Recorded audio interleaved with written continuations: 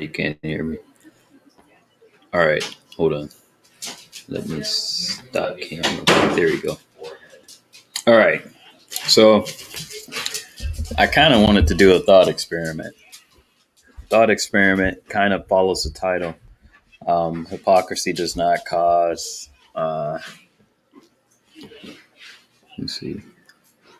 So based off of the title of this, hypocrisy doesn't cause women to like. It doesn't cause any issues with them when they. Um,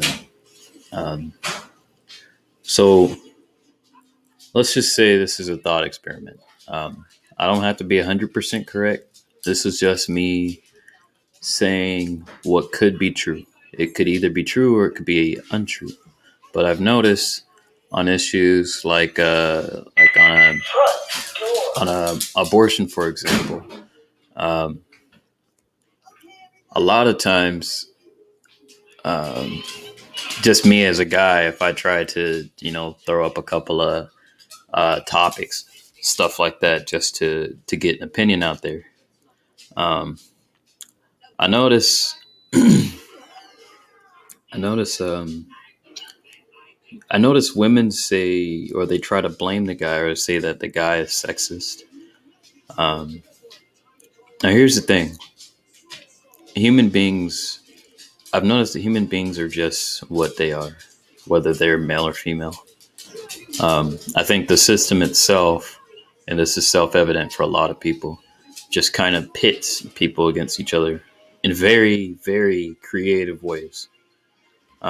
But in particular, on a lot of the main issues, I think the reason abortion is so important to a lot of the people, the higher ups, is that, well, you can control the population. Certain people have access to abortion. It used to be that only a certain person had access, but now I think everyone basically has access. But then, let's see who has access to birth control. I don't want to go too far into this line of thinking. I kind of just wanted to cover hypocrisy. So I had a thought. I don't know if this is true or not. It's just a thought, but I was thinking a lot of times women will outright call a guy sexist and misogynistic, and that is almost unilaterally accepted immediately, without question, without further examination. Um, so just going off of that, um, look at the conversation of abortion. A guy throws in his 2 cents, his opinion on things. Well, what's the modern uh, what's the modern phrase? No uterus, no opinion, right? So, um, I don't know what happens when you call. Like, what would happen if you called someone out on this, saying, "Oh, that's sexist." What kind of response would you get? Um, yeah. So, I don't exactly remember what the title is. That's what's kind of funny. Uh, Give me one sec, y'all. I'm gonna try to do live stream sound bites, but I'm gonna have to record it before I put it up in the future. Uh, Hold on. Yeah, in the future, I'm gonna do very small live stream sound bites. Uh, but right now, it'll just have to be like this for now. Cool. So, so yeah, the main thing I wanted to cover is that it doesn't seem like hypocrisy causes any type of it doesn't cause any type of conflict in a woman's mind. Um, and there's even if it did, there's no social mechanism to actually get.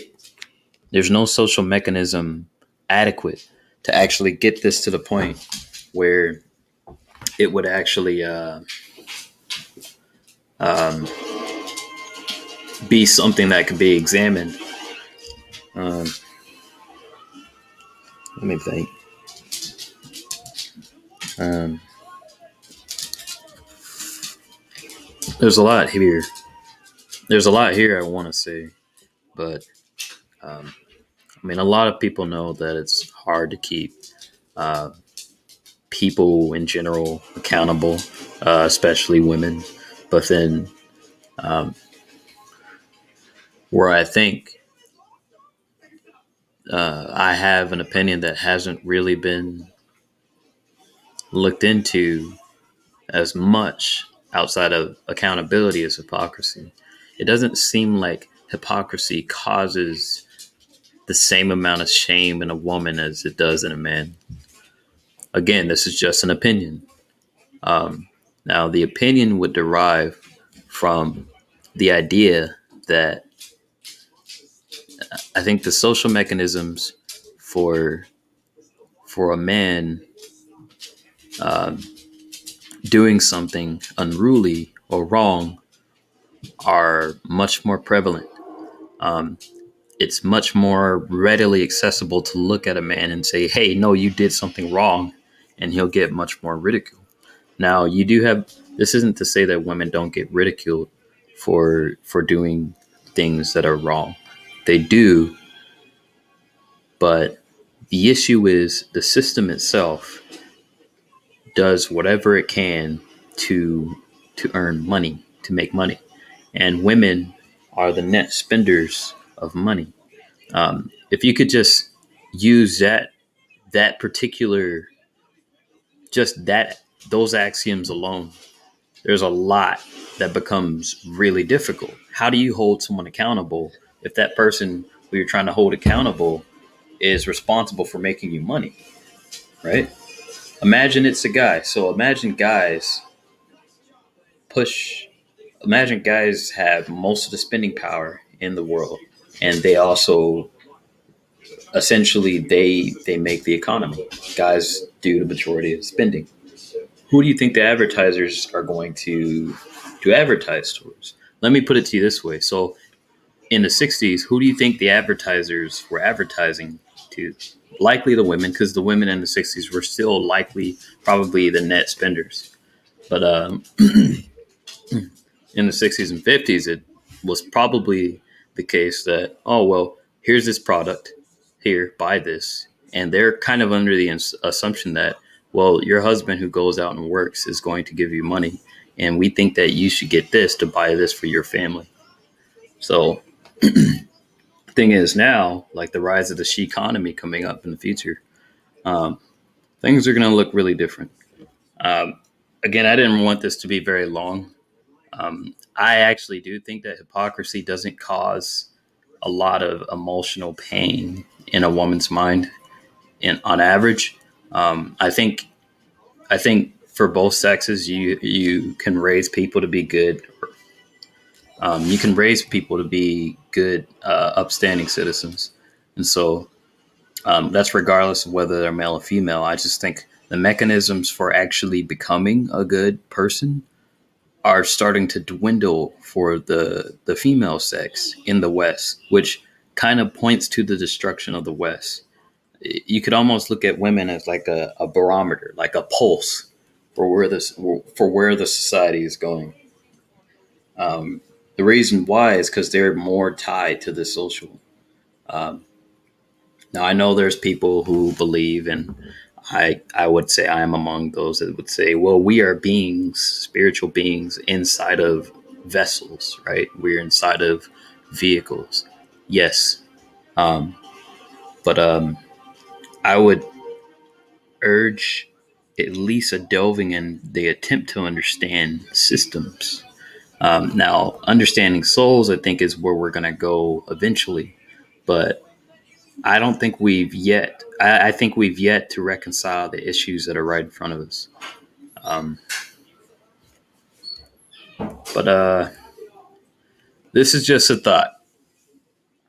I'm gonna leave it at that. From now on, any live streams I do are gonna be fairly short. They're gonna be probably around 10, 15 minutes.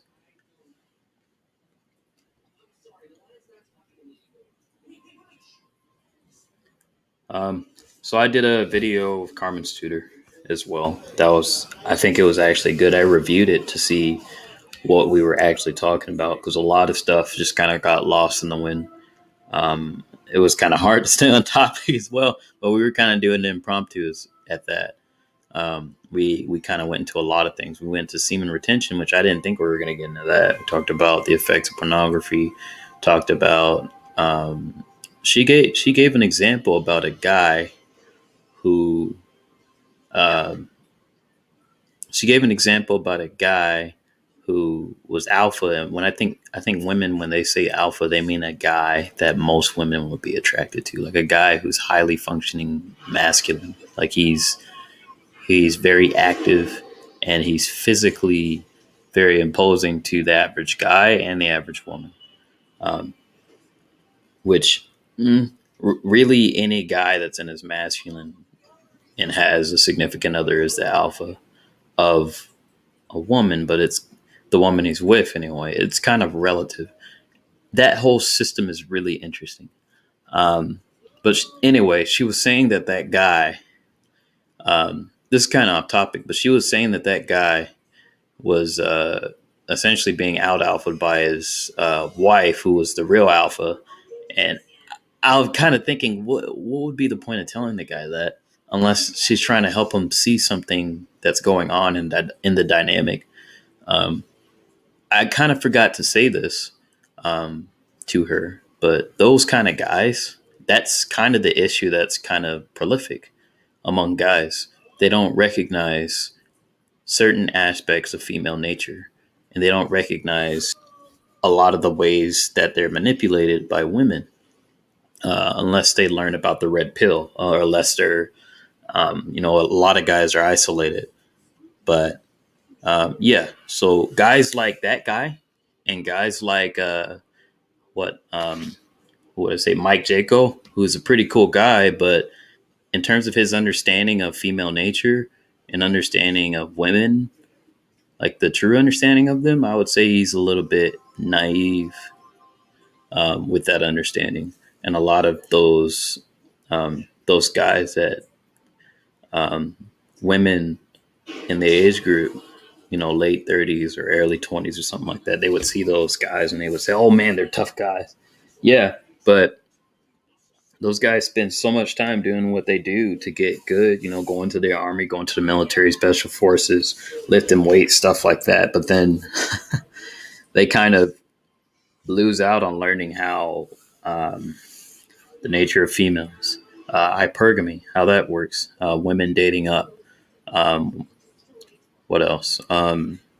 Using the child support um, mechanism, using the courts, using basically every system created in the West that makes a woman's life completely what self um, basically makes it easier for them to either live without a man or make it harder, makes it easy for them to attack that man without even actually having to attack him. Proxy violence, uh, sexual assault allegations, sexual harassment allegations, rape allegations, um, going on all across the country.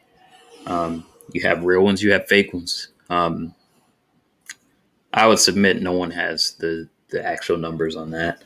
Um, I would also say that um, those guys, um, the guys that guys look up to, like alphas, like Mike Jaco, and the tough guys like ex SAS guys and stuff like that.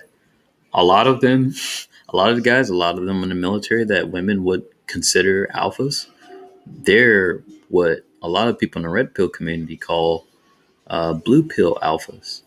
Those guys are very alpha in terms of their masculinity, in terms of their goals and the things that they achieved in life. But in terms of their relation with women, they're beta. They are, now I'm just using the words to describe an abstract. I'm not trying to ascribe labels onto people as if that's all they'll ever be.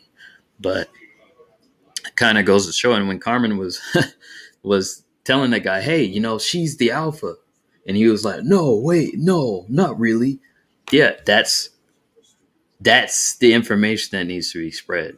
the red pill. That's why it's important, because you got guys who who uh who are in that situation and they don't even know they're in the situation because they don't know the woman's true intentions. They don't know the nature of women. They don't know the instincts of women. The alpha seeds, beta needs. They don't know that alpha fucks, beta bucks. They don't know that. Um, all those concepts um, that, you know, I think would cause a lot of. I think when that information gets out, however it needs to get out, it's either going to cause a lot of damage and then it's going to cause good things, or it's just going to cause just a lot of anger and resentment in the men that figure out the realities, the truth, the red pill behind the sexes, genders, but namely female nature and the society around them, the court systems. That's the systematic. So the court system would be the systematic side, which um, I kind of wanted to have that conversation with Carmen, but that's the side of things that you really got to unpack slow for your sanity.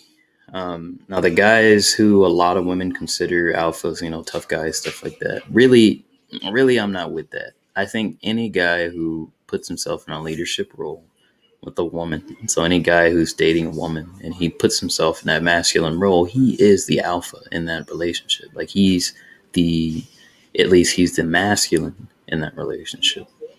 Um, Now, if the woman puts herself in that leadership role, then she's the beta. Um, the reason why I say that is because, well, alpha for women, being an alpha is being feminine. Um, and I base that off of how, um, so for women, being an alpha is being feminine. But then, and I have a video on this, and for women being like women's version of beta is being masculine, because basically men are least attracted to women who are in their masculine. Um, the average man and the average man that the average woman would want to date, that is essentially the most repulsive energy to be around. Um, just like a feminine man is repulsive for a woman, the average woman, to be around. And it's weird because I was thinking, I was listening the conversation that I've been having with people. It's like this woo woo, like, oh, it's the law of attraction and law of attraction, and you just gotta love yourself. And I hear it, I understand it, but then it's like, that's not all you gotta do. You gotta understand human psychology. You gotta understand the nature of women. Um, there's certain things that if you have, you're gonna be more attracted to women. I was, and this is not a call out, I was listening to Carmen Studer and I was watching her videos, and I saw women on her videos actively flirting with Mike Jaco. And I was thinking, well, why are they flirting with Mike Jaco? Well, look at the guy. Look at his physique. Look at his demeanor, the way he holds himself. It's really attractive to women for a guy to be, muscular, for a guy to have, especially the credentials he has, but then also the way he carries himself. Masculinity, super attractive. But then I don't know. I literally watched chicks like literally flirting with him on her channel. Um, Now this isn't a call out. I do believe the laws. Here's the thing with the law of attraction. If you're a guy, I don't know. I think it's different. Yeah, you're gonna attract things to you, but guys still have to go out and ask the woman out. You can't just sit back and then one comes up to him. It's like, oh yeah, this is a law of attraction. No, at the end of the day, the guy's got to work. Now, I think it pertains. I think it's a little more feasible for the woman in terms of just actually having something come to you. Because a guy will actually come up to you in a club, or he'll come up to you in the middle of a store or something. But I don't know. These were just my thoughts. So to go back and bring up the main point that I was speaking about. Um, it seems to me that hypocrisy doesn't actually cause any type of emotional strain. It doesn't cause. It doesn't seem to cause any type of pain um, in a woman. It doesn't seem to cause any conflict with her internal motivations. Um, it seems to sit well. Uh, Also, the lack of accountability. Lacking in accountability. Accountability is not something that a woman strives to have, in my opinion. Granted, you can raise younger women to be accountable, but accountability stems from self awareness, which self awareness is not something we're fostering in. We're not even fostering that in millennials in general, but we're definitely not fostering it in women, and we're not fostering it in people who are kind of have their self awareness fully fixated on social media and pornography. So that would actually include the men as well to a degree. Um, I'm just saying that there are systems actively trying to keep women from realizing they need to be accountable. But then this actually makes the women brazen enough to not even look into needing to be accountable. But then that's the thing as well. They're more tied to the social. So those are some of the issues you run into with that. These are just my thoughts. I'll leave it at that. If you have thoughts, just say it down below. Anyways, have a good day, yo.